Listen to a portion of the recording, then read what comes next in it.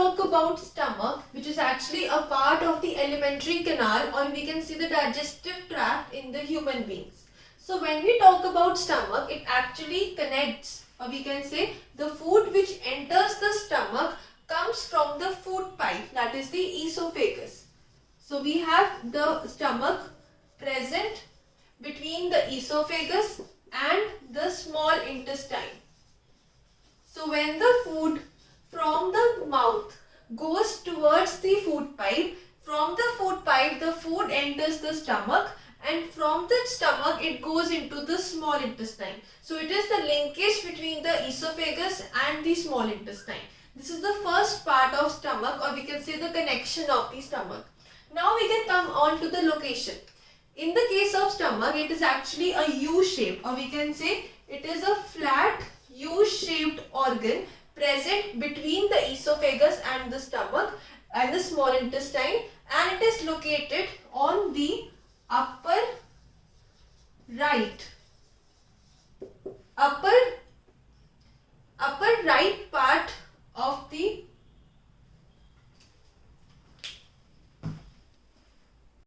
Now coming on to the location, stomach is basically located on the upper left part of the abdomen, or it is just placed below the diaphragm. This is the location of the stomach. It is actually a muscular organ.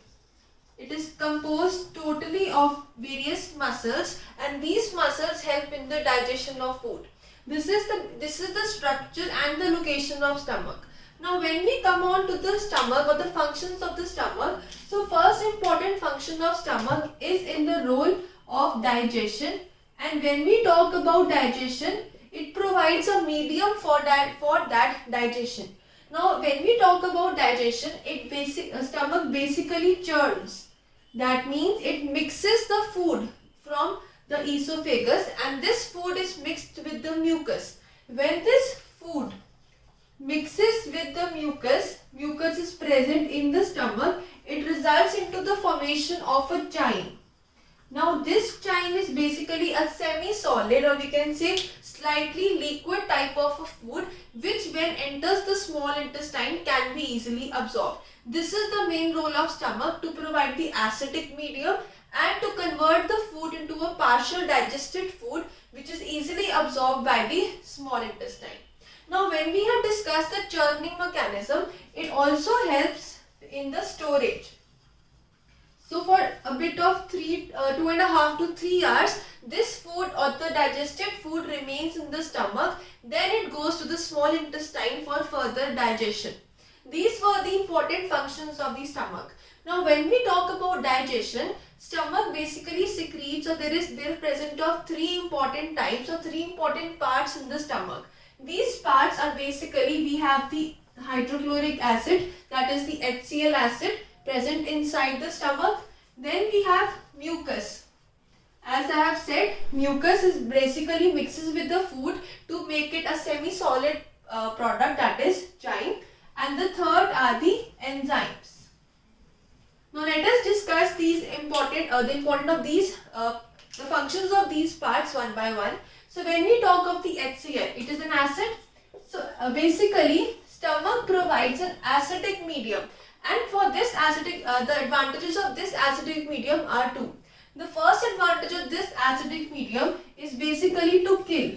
Now when we eat food, or when we drink any liquid, there are chances that we may eat some harmful bacteria or harmful pathogens inside our body. We may get pathogens inside our body. So the body needs to kill those pathogens.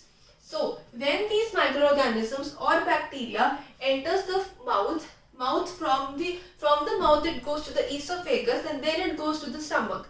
And when stomach has the hydrochloric acid, so basically this acid kills the microorganisms and makes the food clean. Now the second advantage of this acidic medium is for the role of digestion. This acidic medium provides the proper digestion of food, and that is why it is generally said that we should eat slowly, so that there is enough time for the stomach and the brain to collaborate with each other, and so that there is information that now the stomach is full, you should not overeat. that is the link between the stomach and the brain. The role of acid here is that to kill the microorganisms and to provide an acidic medium for the digestion. The role of mucus is to link with the food to result into chyme, which basically helps in easier digestion of the food by the small intestine. The enzymes, basically the digestion of proteins, specifically the nutrient protein, starts in the stomach. Rest of the nutrients starts, digestion of the rest of the nutrients start in the small intestine, but the digestion of these proteins start in the stomach. Here we have an enzyme known as pepsin. So this pepsin digests the protein to convert into peptones. So we have 3 P's, that is pepsin, protein and peptones. So pepsin is an enzyme that acts in an acidic medium to convert the protein into peptones, which will be absorbed by the small intestine. So this is the complete explanation on the stomach. We have discussed the location, the connections of the organ with the stomach, and then we have discussed the functions and the 3 important parts of the stomach, or the 3 important role by which there is easier digestion of the food.